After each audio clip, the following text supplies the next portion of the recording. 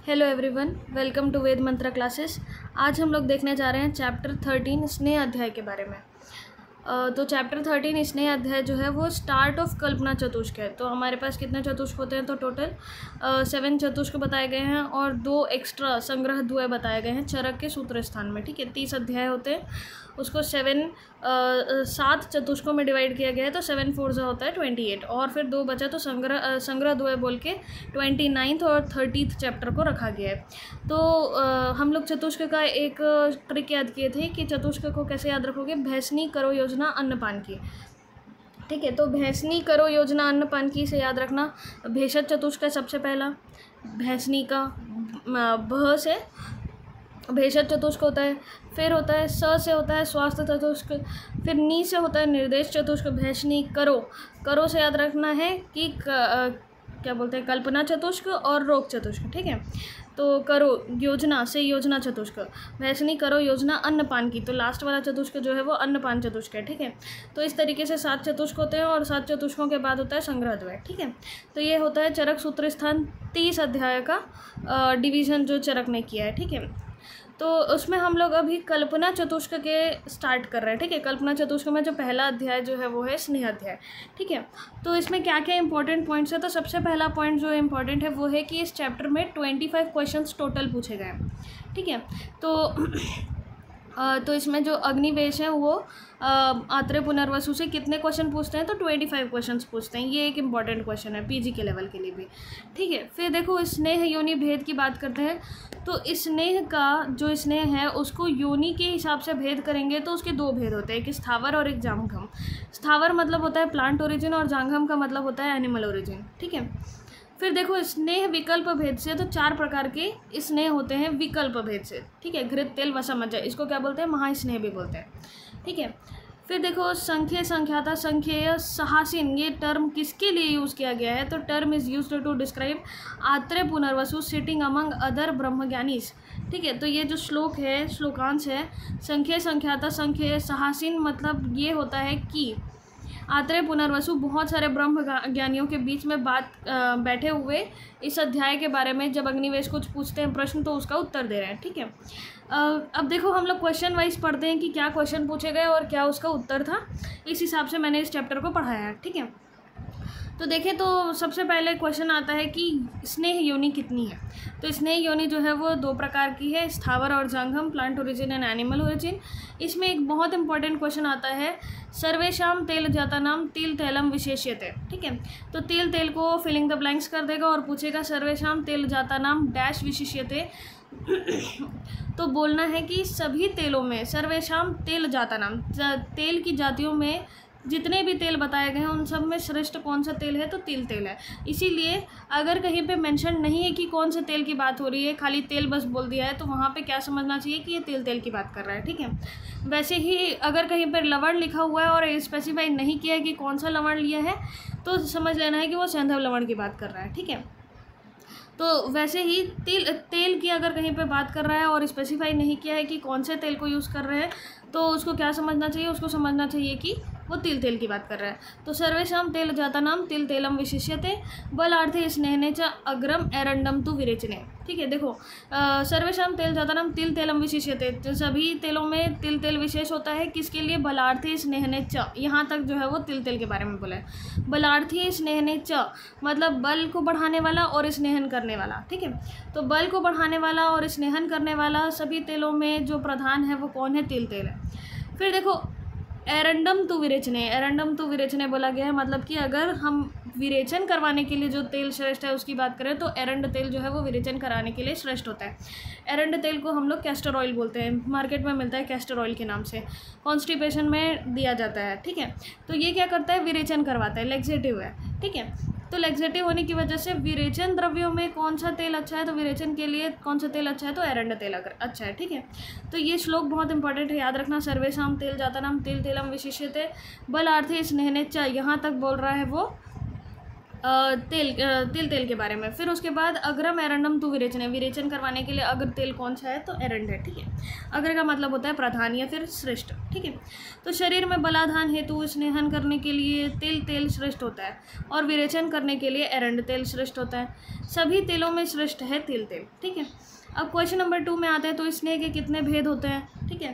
तो स्नेह के भेद बता दिए, योनि के हिसाब से तो 2 भेद होते हैं, स्थावर और जंगम, लेकिन विकल्प के आधार पर क्या होता है चतुर्विध स्नेह बताया गया है, घृत तेल वसा और मज्जा। अब एक क्वेश्चन आता है कि इनमें घृत तेल वसा मज्जा जो महास्नेह 4 बता दिए गए हैं उसमें घृत को क्यों श्रेष्ठ बोला गया है, ठीक है। तो घृत को श्रेष्ठ इसलिए बोला गया है क्योंकि घृत जो है वो संस्कार का अनुवर्तन करता है। अब इसका मतलब क्या होता है देखो, तो सबसे पहले संस्कार किसको बोलते हैं ये समझते हैं, ठीक है। तो संस्कारों नाम गुणांतर धानम उच्यते ऐसा बोला गया है। तो संस्कार उसको बोलते हैं जब गुणांतर धान होता है, मतलब गुणों का क्या होता है परिवर्तन होता है, ठीक है। तो संस्कार करना मतलब क्या होता है गुणों में परिवर्तन करना होता है। घृत क्या होता है, घृत की प्रॉपर्टी होती है कि अगर किसी के साथ उसको सिद्ध किया जाए, ठीक है। अब अगर मैंने घृत लिया और उसको हरितकी से सिद्ध किया, या मतलब क्या बोलेंगे उसको हरितकी से सिद्ध घृत किया, या फिर विडंग से सिद्ध घृत किया, या फिर पिपली से सिद्ध घृत किया, तो जो घृत का खुद का प्रॉपर्टी है वो उसको नहीं छोड़ेगा, लेकिन जो दूसरे ड्रग के साथ उसको कंबाइन किया जा रहा है उसके सारे प्रॉपर्टीज़ को वो एब्जॉर्ब कर लेता है, ठीक है। तो घृत जो है वो संस्कार अनुवर्तन है। सबसे अच्छा होता है वो घृत किस चीज़ के लिए, तो दूसरों के गुणों को अपने में ला लेने के लिए और अपने गुणों को ना छोड़ने के लिए, ठीक है। तो घृत को इसलिए श्रेष्ठ बोला गया है क्योंकि वो संस्कार का अनुवर्तन करता है, मतलब जिसके साथ उसको सिद्ध किया जाएगा, जिसके साथ कंबाइन किया जाएगा, उसके सारे गुणों को वो अपना लेगा लेकिन अपने गुणों को नहीं त्यागेगा, ठीक है। तो इसीलिए जो 4 महास्नेह बता दिए गए हैं घृत तेल वसा मज्जा, उसमें श्रेष्ठ किसको बोला गया है तो घृत को बोला गया है, ठीक है। फिर देखो चतुर्विध स्नेहों में पृथक पृथक गुण क्या है, तो इसमें से बहुत ज़्यादा क्वेश्चन आते हैं, यूजी में पीजी में सब में आता है। एक एक को देखेंगे कि किसमें इसके मतलब एक एक घृत तेल वसा मज्जा के क्या क्या गुण होते हैं, ठीक है। तो सबसे पहले घृत की बात करते हैं, तो घृत में बोला गया है सबसे पहले कि घृतम पित्त अनिल हरम, ठीक है। तो घृतम पित्त अनिल हरम, तो घृत जो होता है वो क्या होता है, देखो घृत जो है वो बहुत कुछ कफ से सिमिलर होता है, ठीक है। बहुत कुछ कफ वाले कैरेक्टर्स होते हैं उसमें, तो इसलिए वो कफ को तो बढ़ाता है, ठीक है। लेकिन हम लोग किसकी बात, कफ को बढ़ाता है, बाकी दोनों को शांत करता है। वो वात को शमन करेगा क्योंकि वो मधुर है, शीत है, ठीक है, स्निग्ध है, इन सब कारणों से क्या करेगा वो वात को शमन करेगा। और घृत जो है वो शीत होने की वजह से पित्त को शमन करता है, ठीक है। तो घृत जो है वो मधुर होने की वजह से, स्निग्ध होने की वजह से, ठीक है, घन होने की वजह से, बहल होने की वजह से क्या होता है वात को शांत करता है, और शीत होने की वजह से पित्त को शांत करता है। तो घृतम पित्त अनिल हरम करके याद रखना, घृतम पित्त अनिल हरम मतलब पित्त और अनिल मतलब होता है वायु, तो पित्त और वायु दोनों को क्या करता है शांत करता है, ठीक है, और कफ को बढ़ाता है। तो यहाँ कफ की बात नहीं की, बस इतना बोला कि कौन से दोषों को शांत करता है, तो वात और पित्त को शांत करता है, ठीक है। फिर देखें घृतम पित्त अनिल हरम रस शुक्र ओज सामहितम, किसके लिए अच्छा है, कौन कौन से धातुओं को बढ़ाने वाला होता है, तो रस धातु को, शुक्र धातु को और ओज को बढ़ाने वाला होता है, ठीक है। तो रस शुक्र ओज साम हितम इन तीनों के लिए क्या होता है हितकारी होता है, इन तीनों को बढ़ाने वाला होता है। फिर निर्वापणम मृदुकरम, निर्वापणम क्या होता है, तो निर्वापण करने का मतलब होता है दाह शांति करने वाला, बुझाना, ठीक है। तो घृत जो होता है वो बहुत क्या काम करता है, आग को शांत करने का काम करता है, दाह को शांत करने का काम करता है। इसीलिए किसी को अगर बर्न हो जाता है तो हम लोग उसको घी लगा देते हैं, ठीक है। तो निर्वापणम दाह को शांत करने वाला होता है। सतधौत घृत होता है, अगर किसी को बहुत ज़्यादा बर्निंग सेंसेशन होता है तो उसको क्या लगाते हैं हम लोग, सतधौत घृत, सहस्त्रधौत घृत या फिर सिंपल घृत। तो ये क्या होता है दाह प्रशमन कैरेक्टर रखता है, ठीक है। निर्वापणम मृदुकरम, मृदुकरम क्या बोल रहे हैं, मृदुकर मतलब होता है जो शरीर में मृदुता लाए, मतलब सॉफ्टनेस लाए। तो घी अगर खाओगे तो क्या होगा, शरीर में मृदुता आएगी। घी अगर लगाओगे बालों में, हाथ पैर में, तो क्या आएगा, मृदुता आएगी, सॉफ्टनेस आएगा, ठीक है। फिर क्या बोले हैं, स्वर वर्ण प्रसादनम, घी जो सेवन करते हैं उनका क्या होता है, पहले तो स्वर प्रसादन होता है। स्वर प्रसादन होने का मतलब ये है कि उसकी आवाज़ मीठी हो जाएगी, दृढ़ हो जाएगी, अच्छी हो जाएगी। अगर होर्सनेस है तो ठीक हो जाएगा। स्वर्ण और क्या बोलते हैं स्वर प्रसादन, और एक बोला है वर्ण प्रसादन। वर्ण प्रसादन का मतलब है कि क्या करेगा, कॉम्प्लेक्शन को अच्छा करेगा, ठीक है। तो घृत के गुणों में क्या क्या बोल दिया गया है, तो घृतम पित्त अनिल हरम रस शुक्र ओज सामहितम निर्वापणम मृदुकरम स्वरवर्ण प्रसादनम, ठीक है। फिर देखो तेल के गुणों में आते हैं, तो तेल के गुण में आता है सबसे पहले मारुतघ्नम। मारुतघ्नम तेल जो होता है वो क्या होता है, वात शामक होता है। इसीलिए हम लोग जब किसी का पैर वैर बहुत ज़्यादा थक गया रहता है तो उसको क्या करते हैं, पैर का तेल से मालिश करते हैं, वात शमन होगा करके, ठीक है। तो तेल के लिए बोला गया है मारुतघ्नम। फिर देखो नीचे क्या लिखा है, न च श्लेष्मवर्धनम, ये वात को तो शमन करता है लेकिन कफ को नहीं बढ़ाता, ठीक है। तो न च श्लेष्मवर्धनम, श्लेष्म को मतलब कफ को नहीं बढ़ाने वाला होता है, ठीक है। तो मारुतघ्नम न च श्लेष्मवर्धनम किसके लिए कहा गया है, तो तेल के लिए कहा गया है, ठीक है।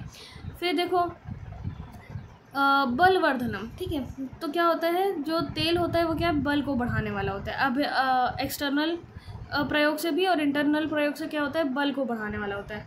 त्वचा के लिए हितकारी होता है। देखो इसमें ना एक कंट्रोवर्सी आती है कि तेल जो है वो इंटरनली जब लिया जाता है तो स्किन के लिए हानिकारक होता है, मतलब और जो है वो एप्लीकेशन, जो लोकल एप्लीकेशन करते हैं तेल का, तो वो क्या होता है, त्वचा के लिए हितकारी होता है, ठीक है। तो त्वचा के लिए हितकारी कौन होता है, तो तेल होता है। तो त्वचा किसके लिए बोला गया है, तो तेल के लिए बोला गया है, ठीक है। फिर देखो उष्ण, ठीक है। उष्ण कैरेक्टर होता है तेल का। तेल जैसे जैसे घृत में बताया मैंने क्या होता है, शीत कैरेक्टर होता है, वैसे ही तेल जो होता है उसमें क्या होता है, उष्ण कैरेक्टर होता है, ठीक है। फिर देखो स्थिर कर्म, शरीर को अगर स्थिर करना है, ठीक है, तो क्या यूज़ करते हैं हम लोग, तेल यूज़ करते हैं। तो मारुतघ्नम न च श्लेष्मवर्धनम बलवर्धनम त्वच्यम उष्णम स्थिरकरम तेलम योनि विशोधनम, श्लोक आता है, ठीक है। तो श्लोक में एक सबसे इम्पॉर्टेंट पॉइंट है कि तेल जो होता है वो योनि का विशोधन करने वाला होता है, ठीक है। तो योनि प्रसादन, योनि विशोधन किसके लिए बोला गया है, तो तेल के लिए बोला गया है, ठीक है। तो तेल में क्या क्या पढ़े, वात का शमन करता है, कफ को नहीं बढ़ाता है, बल को बढ़ाता है, त्वचा के लिए हितकारी है। उष्ण मतलब कि घृत में हम लोग शीत गुण वाला पढ़े थे, इसलिए दाह प्रशमन कर रहा था, लेकिन तेल जो है वो क्या होता है, उष्ण होता है, स्थिरकारी होता है, मतलब शरीर को स्थिर बनाता है और योनि का विशोधन करता है। फिर देखो वसा के गुण देखते हैं। तो वसा के गुण में क्या क्या आता है, विद्ध भग्न आहत भ्रष्ण योनि कर्ण शिरोरुजि। देखो विद्ध भग्न आहत, विद्ध मतलब क्या होता है, विद्ध अगर किसी को पियर्स हो गया है, किसी को किसी चीज़ से पेनिट्रेटिंग इंजरी हो गई है या परफोरेटिंग इंजरी हो गई है, विद्ध। भग्न मतलब होता है फ्रैक्चर और आहत मतलब होता है चोट लग जाना, ठीक है। तो किसी भी प्रकार का किसी को चोट लग गया, पेनिट्रेटिंग इंजरी हो, परफोरेटिंग इंजरी हो, फ्रैक्चर हो, कोई छोटा वुंड बन गया हो, इस प्रकार के जो रोगी रहते हैं उनको क्या देना चाहिए, स्नेह में वसा देना चाहिए, ठीक है।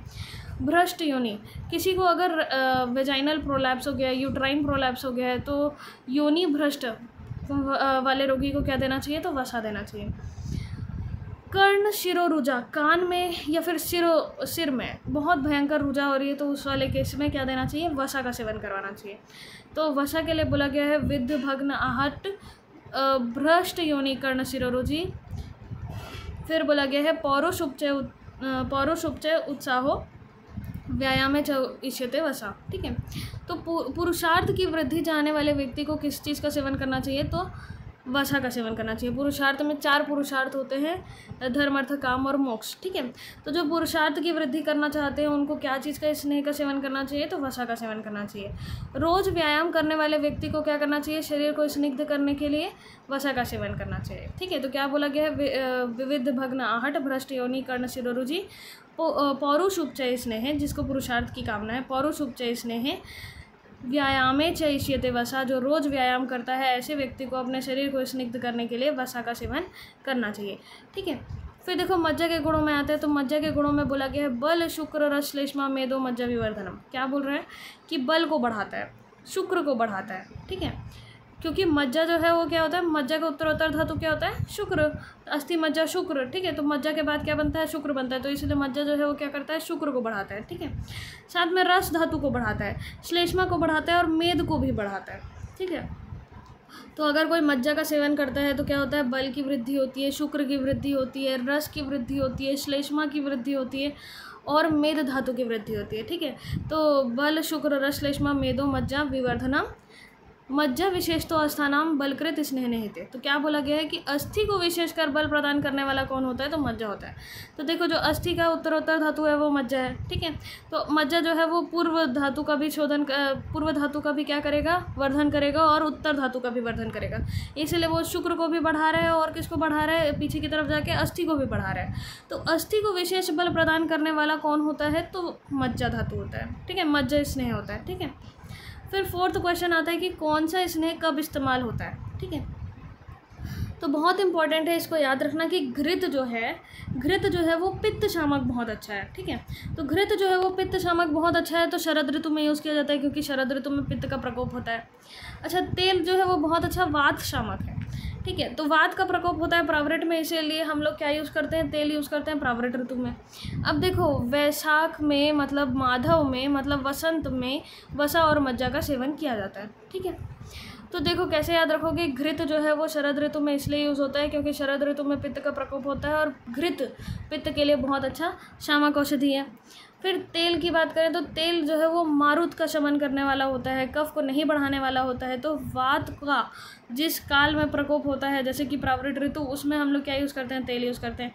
फिर एक तीसरा लास्ट में ये याद रखना है कि वसा और मज्जा को वैशाख यानी कि माधव यानी कि वसंत ऋतु में यूज़ किया जाता है। ठीक है, फिर एक क्वेश्चन आता है, स्नेहपान काल दिन रात्रि के अनुसार स्नेहपान काल क्या है।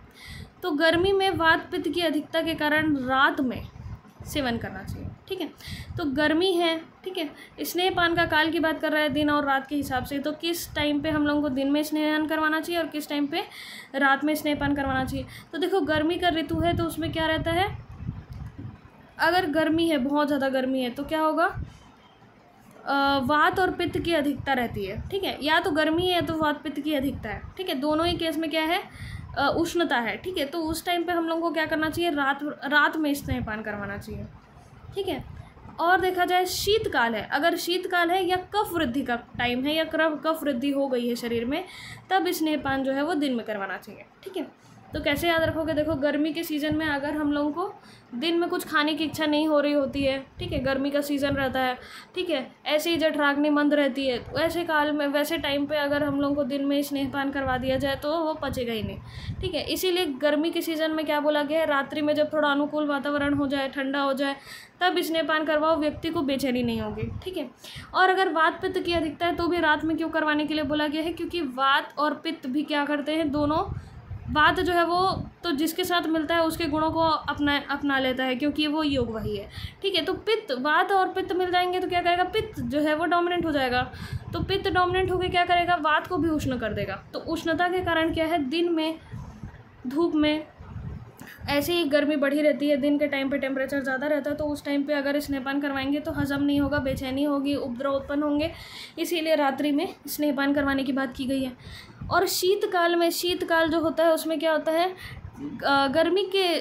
शीतकाल में दिन के समय क्या रहेगा, अनुकूल वातावरण रहेगा, और रात के समय क्या होगा, एकदम ठंड हो जाएगी।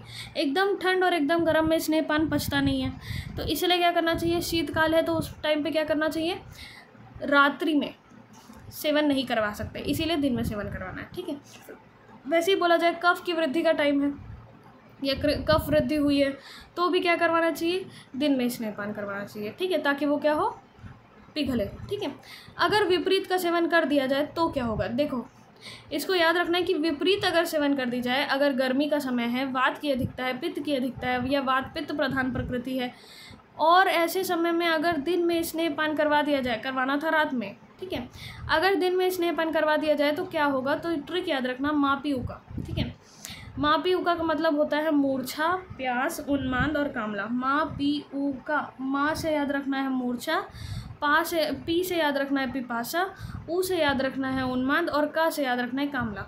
तो मूर्छा, पिपासा, उन्माद और कामला, मापी उका, मूर्छा, पिपासा, उन्माद और कामला, ये 4 जो रोग हैं वो कब होते हैं, अगर गर्मी के समय वात की अधिकता में, पित्त की अधिकता में, वात पित्त की अधिकता में, वात पित्त प्रकृति वाले मनुष्य में दिन के समय स्नेहपान करवा दिया जाए, करवाना था रात के समय, अगर गलती से दिन के समय स्नेहपान करवा दिया जाए अज्ञानतावश, तो क्या होगा, माँ पी उका, मूर्छा, पिपासा, उन्माद और कामला, ये 4 रोग उत्पन्न होते हैं। बहुत इंपॉर्टेंट क्वेश्चन है, इसलिए इसको ट्रिक से याद करवा रही हूँ, माँ पी उ का। ठीक है, फिर देखो शीत ऋतु में कफ प्रधान मनुष्य में स्नेहपान करवाना था दिन के समय, रात्रि में अगर अज्ञानतावश करवा दिए जाए तो क्या होगा, आ शु पा।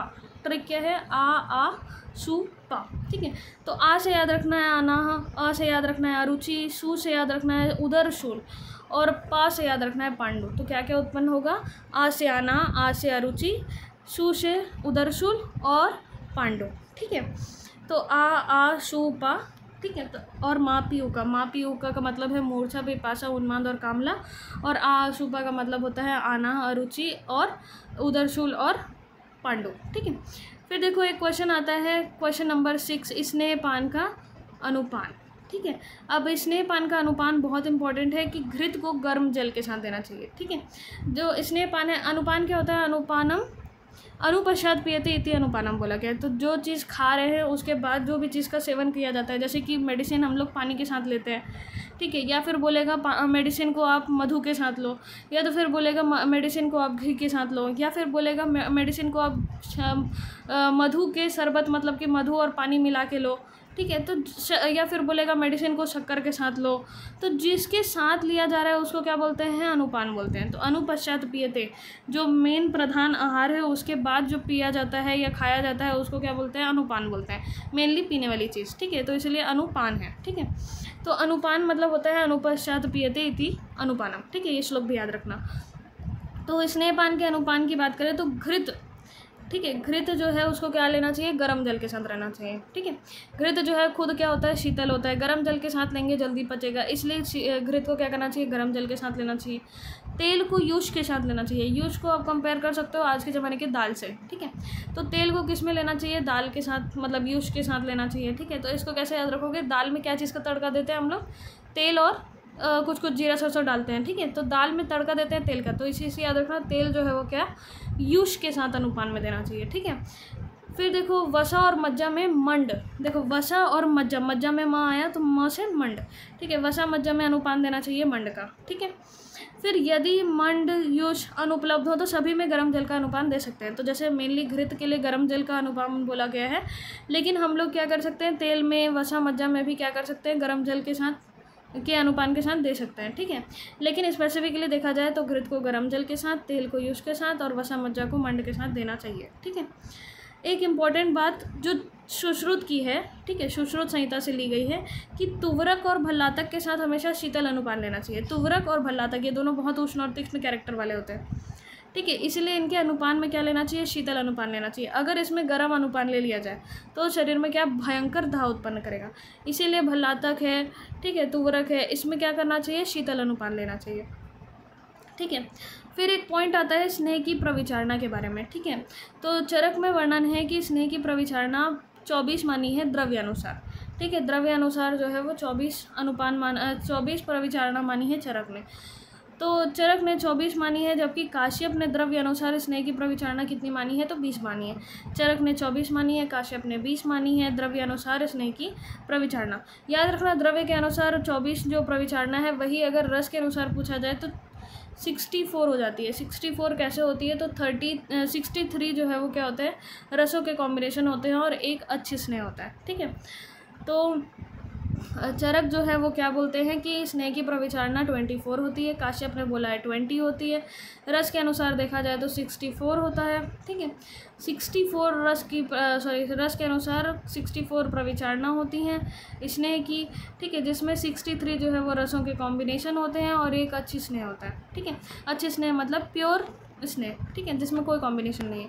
प्रविचारणा किसको बोलते हैं? तो प्रविचारणा उसे बोलते हैं जिसमें हम लोग स्नेह को किसी चीज़ के साथ देते हैं, जैसे कि अन्न के साथ दे रहे हैं, भात के साथ दे रहे हैं, ओदन के साथ दे रहे हैं, यूज के साथ दे रहे हैं, मंड के साथ दे रहे हैं, विलेपी के साथ दे रहे हैं, पेया के साथ दे रहे हैं। तो किसी भी चीज़ के साथ जब दिया जाता है, जिसको खाली घृत का सेवन नहीं कर पा रहा है, खाली तेल का सेवन नहीं कर पा रहा है, अरुचि हो रही है, ठीक है, तो उसको क्या करना चाहिए? हम लोगों को घृत, तेल, ये सब जो स्नेह है उनको दूसरे द्रव्यों के साथ मिला के देना चाहिए। ठीक है। दलिया बनाया, उसमें बहुत सारी मात्रा में घी डाल दी और उसको खिला दिया, तो खाली घी जो नहीं खा पा रहा था वो दलिया के साथ घी खा लिया। तो स्नेहपान करवाने के लिए हम लोग को क्या करना पड़ता है? कई बार ऐसे योजना करनी पड़ती है, उसी को हम लोग क्या बोलते हैं? प्रविचारणा बोलते हैं। ठीक है। तो ये जो प्रविचारणा है वो द्रव्य अनुसार में ये सब बताया गया है। ओदन, मंड, पेया, विलेपी, ये सब जो है वो क्या है? द्रव्य अनुसार प्रविचारणा है। तो 24 बताई हैं टोटल। ठीक है। और रस अनुसार प्रविचारणा क्या होती है? कसाय रस के साथ, मधुर रस के साथ, अम्ल रस के साथ, फिर इनके कॉम्बिनेशंस के साथ। तो ऐसे कॉम्बिनेशंस बना के कितने हो गए? 6 जो रस थे उनके कॉम्बिनेशन से बन गए 63। ठीक है। 63 कॉम्बिनेशंस हो गए रसों के अनुसार, और एक अच्छी स्नेह को गिन के हो जाएगा रसों के अनुसार 64 प्रविचारणा। ठीक है। प्रविचारणा को हम लोग उपनय कल्पना भी बोलते हैं। प्रविचारणा को क्या बोलते हैं? It is also known as उपनय कल्पना। ठीक है। 64 प्रविचारणा के लिए हेतु क्या है? तो 64 प्रविचारणा के लिए हेतु एक क्वेश्चन आता है, तो एक ओक, ऋतु, व्याधि और पुरुष देख के क्या करना चाहिए? प्रविचारणा का डिसीजन करना चाहिए। ओक मतलब क्या होता है? ओक साथ में। ठीक है। ऋतु देखना चाहिए कि कौन सी ऋतु है, उसके हिसाब से प्रविचारणा करना चाहिए। व्याधि के हिसाब से प्रविचारणा करना चाहिए। पुरुष के खुद के उसके हिस्ट्री के हिसाब से क्या करना चाहिए? प्रविचारणा करना चाहिए। तो ओक, ऋतु, व्याधि और पुरुष ये जो है वो क्या है? 64 प्रविचारणा के हेतु बता दिए गए हैं। ठीक है।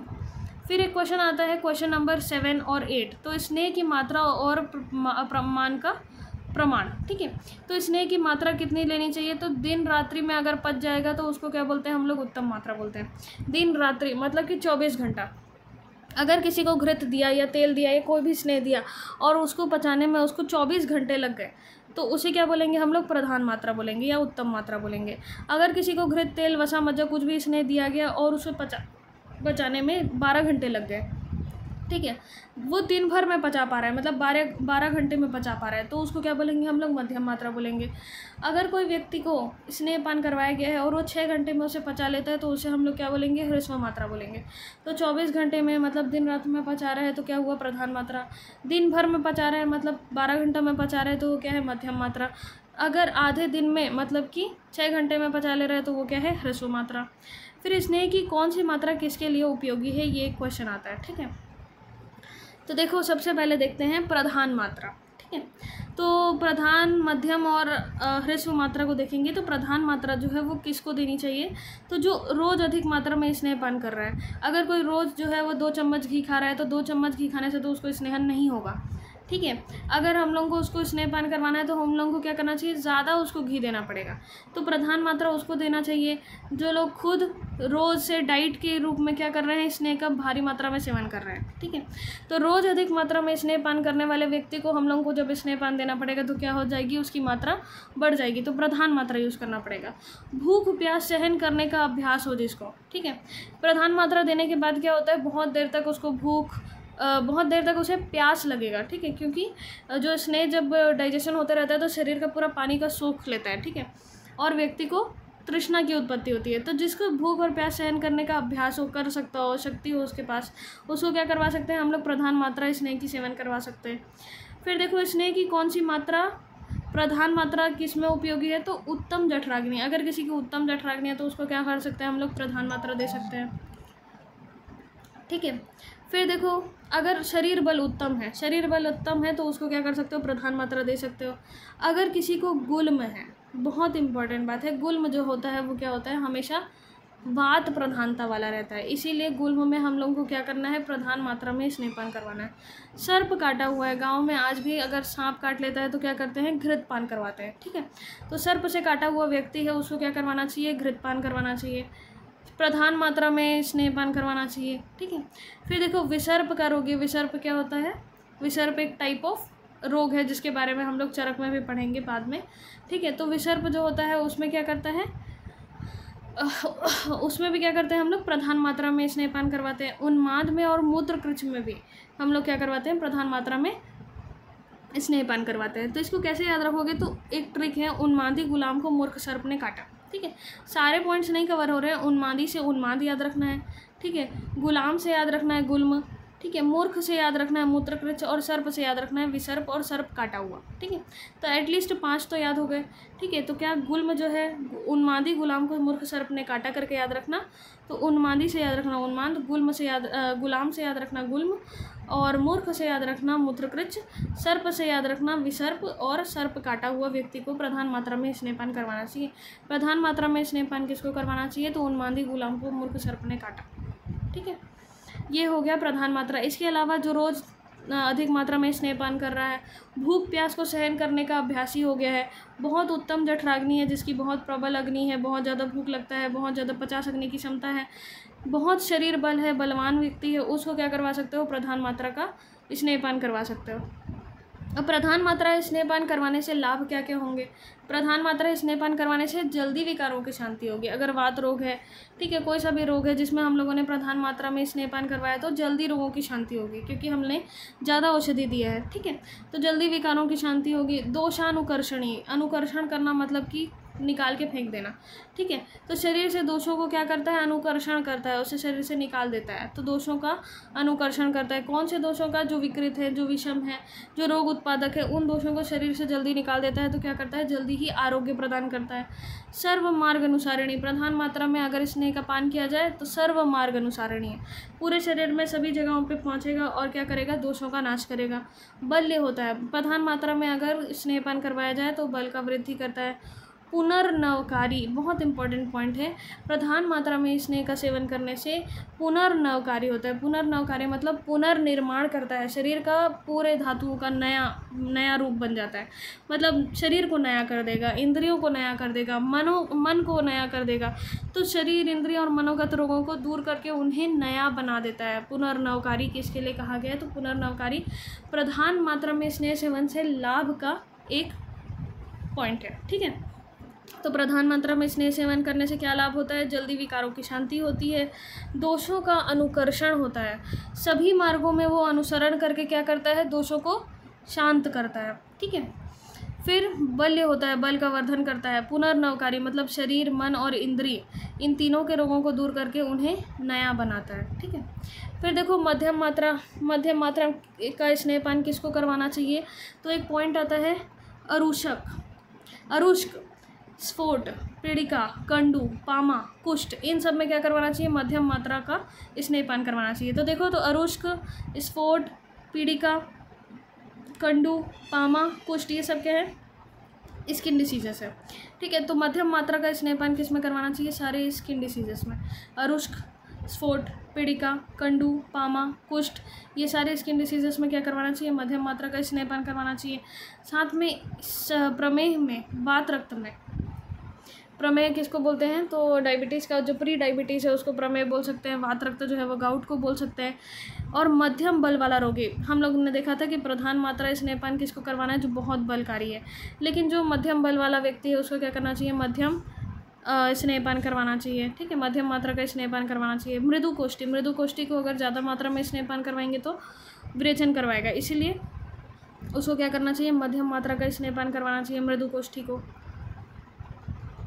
तो मध्यम मात्रा का स्नेहपान किसको करवाना चाहिए? तो ऑल स्किन डिसीजेस जैसे कि अरुष्क हो गया, स्फोट हो गया, पीड़िका हो गया, कंडू, पामा और कुष्ठ हो गया, साथ में प्रमेह और वातरक्त हो गया, और मध्यम बल वाला रोगी है और मृदु कोष्ठी है तो उसको क्या करवाना चाहिए?